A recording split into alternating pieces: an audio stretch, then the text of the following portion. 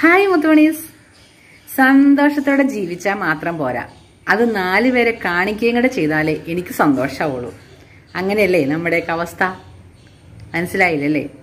നമുക്ക് സന്തോഷത്തോടെയും അതുപോലെ തന്നെ ആ ജീവിതം ആസ്വദിച്ച് മുന്നോട്ട് പോകുവാനായിട്ട് വലിയ ചിലവൊന്നുമില്ല.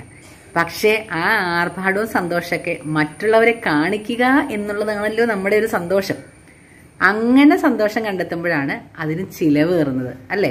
അല്ലാതെ സന്തോഷകരമായിട്ട് ജീവിക്കാൻ വേണ്ടിയിട്ട് നമുക്ക് എങ്ങനെയും സന്തോഷമായിട്ട് ജീവിക്കാം. ഇല്ലായ്മയിലും വല്ലായ്മയിലും ഒക്കെ നമുക്ക് സന്തോഷമായിട്ട് ജീവിക്കാം. പക്ഷെ അതൊന്നും അല്ല കാര്യം. നമ്മൾ സന്തോഷിക്കണമുണ്ടെന്ന് മറ്റുള്ളവർ അറിഞ്ഞെങ്കിലല്ലേ അവിടെ ഇത്ര അസൂയ, കുശുമ്പും കുശാഗ്ര ബുദ്ധിയൊക്കെ ഉണ്ടാവത്തുള്ളൂ. അത് കാണുമ്പോഴല്ലേ നമുക്കൊരു സന്തോഷമൊക്കെ ഉണ്ടാവുക. ആണ് പ്രത്യേകിച്ച് ഇങ്ങനെയുള്ള ചിന്താഗതികൾ കൂടുതൽ ഈ പെണ്ണുങ്ങൾക്കാണ് കേട്ടോ. ഞാനൊരു പെണ്ണാണ്, സംഭവമൊക്കെ ശരി തന്നെയാണ്. പക്ഷേ ഇതിൻ്റെയൊക്കെ മനസ്സിലിരിപ്പ് ഇതൊക്കെ തന്നെയാണ്. ഞാൻ ഹാപ്പിയാണെന്ന് 4 പേരെ ഒന്ന് കാണിക്കണം. എനിക്കൊരു ചുരിദാർ മേടിച്ചാൽ 4 പേര് കാണണം. ഞാനൊരു സാരി കൊടുത്താൽ അത് 10 പേര് കാണണം. അങ്ങനെയൊക്കെ ചിന്തിച്ച് നടക്കുന്ന ഒരു കാലഘട്ടമാണിത്. നമ്മൾ മാത്രം അറിഞ്ഞാൽ പോരാ, 4 ആൾ അറിയുകയും വേണം. പക്ഷെ നമുക്കൊരു സങ്കടം വന്നു കഴിഞ്ഞാൽ അതാരും അറിയുന്നതിനോട് വലിയ താല്പര്യവുമില്ല. കാര്യം ശരിയാണ്, നല്ല കാര്യമൊക്കെയാണ്. മറ്റുള്ളവരെന്തിനാ നമ്മുടെ വിഷമങ്ങളും കാര്യങ്ങളൊക്കെ അറിയുന്നത്? നമ്മൾ സന്തോഷമായിട്ടിരിക്കുന്നത് കണ്ടാൽ മതി. പക്ഷേങ്കിൽ അതിനുള്ള ആ ക്യാഷ് ചെലവ് അത് കുറച്ചില്ലെങ്കിലുണ്ടല്ലോ ജീവിതം കട്ടപ്പോകാം. നിങ്ങൾ ചിന്തിച്ചിട്ടുണ്ടോ? അപ്പുറത്തൊരു സാരി വാങ്ങി, എനിക്കും വാങ്ങിക്കണം ഒരെണ്ണം. ഇന്ന് കല്യാണത്തിന് പോയപ്പോൾ എല്ലാവരും പുതിയ ഡ്രസ്സ് ഇട്ടുകൊണ്ട് വന്നു, എനിക്ക് മാത്രം കിട്ടിയില്ല. അതൊരു വല്ലാത്തൊരു വിഷമമാണ്, അല്ലേ? എല്ലാവരും നല്ല രീതിയിൽ പുതിയ സാധനങ്ങളൊക്കെ ഇട്ട് ചെല്ലുമ്പോൾ നമുക്കത് ഇല്ല എന്ന് പറയുന്നത് മറ്റുള്ളവരുടെ മുന്നിൽ ഒരു നാണക്കേടാണ് എന്ന് ചിന്തിക്കുന്നവരുണ്ട്. ഞാൻ ഈ കഴിഞ്ഞ പ്രാവശ്യം ഇട്ടുകൊണ്ട് പോയത് തന്നെ ഇപ്രാവശ്യം ഇട്ടുകൊണ്ട് പോയാൽ അവരെന്ത് ചിന്തിക്കും? എന്ത് ചിന്തിക്കും? ഞാൻ എന്ത് ചിന്തിക്കുന്നുള്ളതല്ല പ്രശ്നം, അവരെന്ത് ചിന്തിക്കും? അപ്പം എനിക്കിതൊരു കുറച്ച് ലാഭത്തില്ലേ. അപ്പം ഇല്ലാത്ത ക്യാഷൊക്കെ മേടിച്ച് അവിടെ നിന്ന് ഇവിടെ നിന്നും കടമൊക്കെ പറഞ്ഞ് മേടിച്ച് കൊണ്ടുപോയിട്ട് നല്ലൊരു കിട്ടിലൻ സാധനം, അതും അവനവൻ്റെ കുക്കിൽ ഒതുങ്ങണമെന്നും അല്ല കേട്ടോ. നമ്മുടെ കയ്യിൽ 1000 രൂപയേ ഉള്ളൂ എന്നുണ്ടെങ്കിൽ 5000 രൂപയുടെ സാധനമായിരിക്കും നമ്മൾ എടുത്തുകൊണ്ട് വരണേ. ഒന്നുകിൽ അവിടെ കടം പറഞ്ഞിട്ട് പോകും, ഇല്ലെങ്കിൽ കൂടെ പോരുന്നവരുടെ കയ്യിൽ നിന്ന് മേടിക്കും, ഇല്ലെങ്കിൽ കെട്ടിയവൻ്റെ കയ്യിൽ നിന്ന് എവിടെന്നെങ്കിലും മേടിച്ചോണ്ട് വരാൻ പറഞ്ഞിട്ടാണെങ്കിൽ നമ്മൾ മേടിച്ചുകൊണ്ടുവന്ന സാധനങ്ങൾ മേടിക്കും. അങ്ങനത്തെ ചിന്താഗതികൾ മാറ്റിയാൽ തന്നെ പകുതി രക്ഷപ്പെട്ടെന്ന് പറയാം. അത് പെണ്ണായി ജനിച്ചോ, ഇതൊക്കെ നമ്മുടെ കൂടപ്പിറപ്പാണ്. എന്നിരുന്നാൽ തന്നെയും ഇത് ഓവറായിട്ട് കാണിച്ചു കൂട്ടുന്ന കുറച്ച് പേരുണ്ട്. അതായത് എന്തും ഏതും മറ്റുള്ളവരെ വെല്ലുക. അതായത് ഇപ്പം നിസ്സാരം നമ്മൾ സ്കൂളിലൊക്കെ ആണെന്ന് വെച്ചോ, ചില സ്ഥലങ്ങളിലുണ്ട് ഡൊണേഷൻ കൊടുക്കുമല്ലോ, എന്തിനെങ്കിലും ചാരിറ്റിക്കാണെങ്കിലും അങ്ങനെയാണെങ്കിലും ഇങ്ങനെയാണെങ്കിലൊക്കെ നമ്മൾ ഒരുപാട് ഡൊണേഷൻ കൊടുക്കുമല്ലോ. അപ്പോൾ അവരുടെ മുന്നിൽ ആളാവാൻ വേണ്ടിയിട്ട്, അതായത് ഈ സ്കൂളിലും അതുപോലെ മറ്റ് സ്ഥാപനങ്ങളിലും മിക്ക സ്ഥലങ്ങളിലും ഞാൻ കണ്ടിരിക്കുന്ന കാര്യം എന്താണെന്ന് വെച്ചിട്ടുണ്ടെങ്കിൽ, എല്ലാ സ്കൂളുകളിലൊന്നും ഇല്ല കേട്ടോ, ഒരാൾ ഇത്ര രൂപ ഇന്ന കാര്യത്തിന് ഡൊണേറ്റ് ചെയ്തു എന്നങ്ങോട്ട് പബ്ലിസിറ്റി അങ്ങോട്ട് ചെയ്യും. അപ്പം എന്ത് ചെയ്യും? ഒയ്യോ, അവൻ അത്രയും കൊടുത്തു, അപ്പം എനിക്കതിൻ്റെ മേലെ കൊടുക്കണം. അത് അവിടുത്തെ ഒരു ബിസിനസ് മൈൻഡാണ്, അത് വേറെ കാര്യം. പക്ഷേങ്കിൽ ഈ കൊടുക്കുന്ന പൊട്ടന്മാരുടെ ചിന്ത എന്തുട്ടാ, അവൻ അത്രയും കൊടുത്തെങ്കിൽ ഞാൻ അതിൽ മേലെ കൊടുക്കണം, എനിക്ക് അതിനേക്കാളും ഉയരത്തിൽ നിൽക്കണം. അങ്ങനെയുള്ള ചിന്താഗതികൾ ഉള്ളവരാണ് നമുക്ക് ചുറ്റുമുള്ളത്. അതുകൊണ്ട് തന്നെ ഇങ്ങനെയുള്ള സ്ഥാപനങ്ങൾ പെട്ടെന്ന് വളരും. കാരണം എന്തെന്നറിയോ, അവരെക്കാളും എപ്പോഴും ഉയർന്ന് ഞാൻ നിൽക്കണം എന്ന ചിന്താഗതി എൻ്റെ മനസ്സിലുള്ളിടത്തോളം കാലം ഞാൻ എന്ത് കോപ്രായവും കാണിച്ചുകൊണ്ടിരിക്കും. അപ്പുറത്തൊരു കാറ് മേടിച്ചു, 10 ലക്ഷത്തിൻ്റെ വണ്ടിയാണ്, നമുക്കൊരു 15 ലക്ഷത്തിൻ്റെങ്കിലും മേടിക്കണ്ടേ? ഇല്ലെങ്കിൽ അത് വീട്ടിൽ സ്വൈര്യക്കേടാണ്. ഒരു പുത്തൻ വണ്ടി, ഒരു കുഴപ്പമില്ലാത്തൊരു വണ്ടി 6 ലക്ഷം രൂപയുടെ വീട്ടിൽ കിടപ്പുണ്ട്, അതൊന്നും പറ്റത്തില്ല. അത് നമുക്ക് കൊടുത്തിട്ട് വേറെ മേടിക്കണം, അല്ലെങ്കിൽ എക്സ്ചേഞ്ച് ചെയ്തിട്ട് എടുക്കണം. ഇല്ലാന്നുണ്ടെങ്കിൽ അത് അവിടെ കിടന്നോട്ടെ, അല്ലെങ്കിൽ നമുക്ക് വേറെ ഒരെണ്ണം വാങ്ങിക്കാം.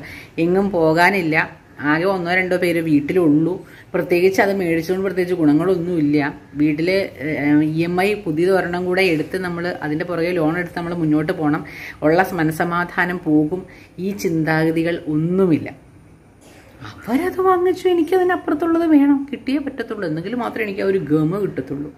ഇങ്ങനെ ചിന്തിക്കുന്നവരാണ്. അതുപോലെ തന്നെ നമ്മുടെ കുഞ്ഞുങ്ങളെയും ഈ ഒരു ശീലം, ഈ ഒരു രീതിയിലൂടെ വളർത്തിക്കൊണ്ട് വരുന്നവർ ഒരുപാട് പേരാണ്. അവർ അതുപോലെ തന്നെ നമ്മൾ ഈ കൊച്ചു കുട്ടികളൊക്കെ ആണെന്നുണ്ടെങ്കിലും അവരുടെ ഫ്രണ്ട്ഷിപ്പും കാര്യങ്ങളും ഒക്കെ നമ്മളെപ്പോഴും കോൺസെൻട്രേറ്റ് ചെയ്യുന്ന എല്ലാവരും ഇല്ല കേട്ടോ, ചിലരൊക്കെ കോൺസെൻട്രേറ്റ് ചെയ്യുന്ന ഇങ്ങനെയാണ്, നമ്മളെക്കാൾ ഇത്തിരി പൊങ്ങിയാലും കുഴപ്പമില്ല, താഴേക്കുള്ളവരുടെ അടുത്തേക്ക് അങ്ങനെ അങ്ങോട്ട് കൂടുകയൊന്നും വേണ്ട. അവരുടെ ആ ഒരു കൾച്ചറും സ്റ്റാറ്റസും അതൊക്കെ അവരിങ്ങോട്ട് അബ്സോർബ് ചെയ്യും, ഇല്ലേ? അവർ ക്യാച്ച് ചെയ്യും പെട്ടെന്ന് തന്നെ. കാര്യം ശരിയാണ്, പല ലൈഫ് സ്റ്റൈലിലുള്ളവരുടെ പല രീതികളായിരിക്കും. കൊച്ചുകുട്ടികൾ പെട്ടെന്ന് അത് ക്യാച്ച് ചെയ്യും, അതൊക്കെ ശരിയാണ് എന്ന് കരുതിക്കൊണ്ട് ആ ഒരു മതിൽ സ്റ്റാർട്ടിങ്ങിൽ തന്നെ അവിടെ കെട്ടിക്കൊടുക്കും. അപ്പം അവർ വളർന്നു വരുന്നതനുസരിച്ചിട്ട് അവരുടെ ആഗ്രഹങ്ങൾ വളരും, അവരുടെ സന്തോഷങ്ങൾക്കുള്ള കാരണങ്ങൾ വളരും. പ്രത്യേകിച്ചും ഒരു വിവാഹ ജീവിതത്തിലേക്ക് കടന്നു കഴിയുമ്പോഴത്തേക്കുണ്ടല്ലോ ഭയങ്കര പ്രശ്നങ്ങൾ, തൊട്ടതിനും പിടിച്ചതിനും മുഴുവൻ ആവശ്യങ്ങളായിരിക്കും. അവളത് മേടിച്ചു, അവളിത് മേടിച്ചു, അയ്യോ അവൻ പുതിയ വണ്ടി മേടിച്ചു, അയ്യോ അവൻ വീട് വെച്ചു, എനിക്ക് മാത്രം വീടില്ല.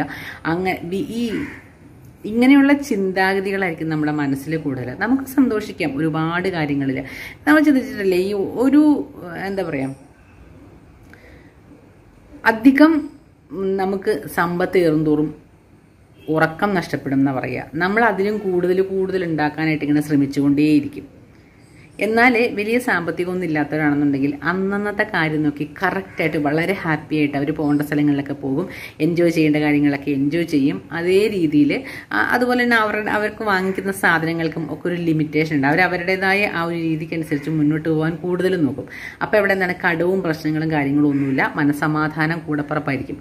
പക്ഷേങ്കിൽ ഇത്തിരി ഹൈഫൈ ആയിട്ട് നടക്കണം എന്നാഗ്രഹിക്കുന്നവർ, അവർ ചിലപ്പം 1,00,000 രൂപയുടെ സാധനം മേടിച്ച് കഴിഞ്ഞിട്ടുണ്ടെങ്കിൽ 10,000 രൂപയായിരിക്കും ചിലപ്പോൾ കയ്യിൽ നിന്നിട്ടുണ്ടാവുക, ബാക്കിത്തെ മൊത്തം ലോണായിരിക്കും. അപ്പം മാസം ആ ഒരു സമയമൊക്കെ ഇങ്ങോട്ട് ആകുമ്പോഴത്തേക്കും ആദ്യം മൂക്കും, അയ്യോ ഇത് എങ്ങനെയെങ്കിലും ഒന്ന് അടയ്ക്കണമല്ലോ, ഇനിയിപ്പോൾ എന്ത് ചെയ്യും, അടച്ചില്ലെങ്കിൽ നാണക്കേടാവും, അടയ്ക്കാണ്ടിരുന്നാലേ പറ്റത്തില്ല, ബാങ്കുകാർ വീട്ടിൽ വരും, പിന്നെ ടെൻഷനായി. അത് ആ മേടിച്ച സമയത്ത് ഇതൊന്നും പ്രശ്നമൊന്നും അല്ലായിരുന്നു കേട്ടോ, അത് 4 പേരെ കാണിച്ച് കഴിഞ്ഞപ്പോൾ സമാധാനമായി. പക്ഷേങ്കിൽ ഇത് തിരിച്ചടക്കേണ്ട സാഹചര്യം വന്നു കഴിയുമ്പോഴത്തേക്കും പേടാപ്പാട് പെടുകയാണ്.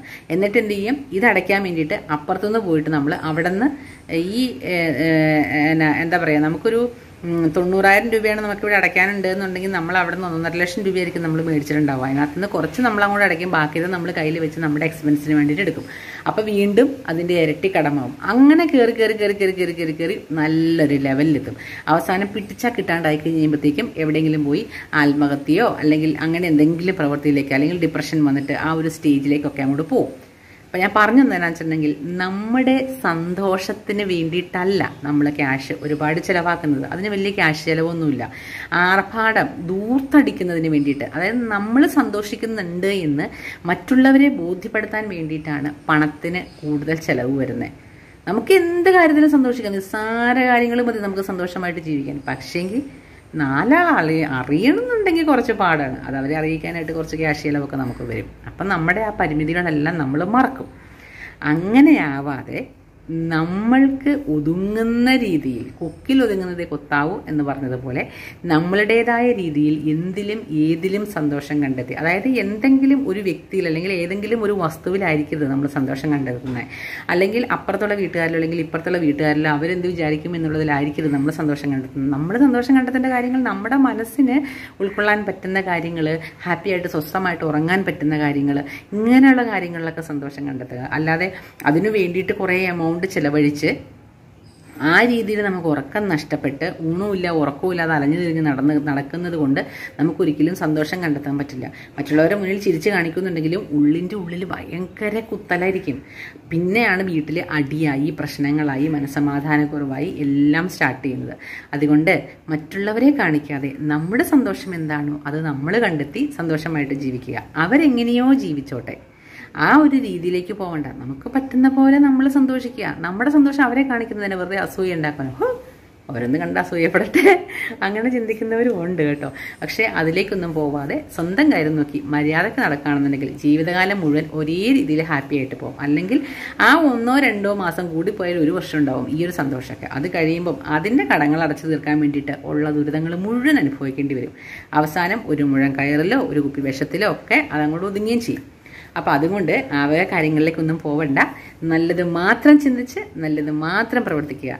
Happy day my dears.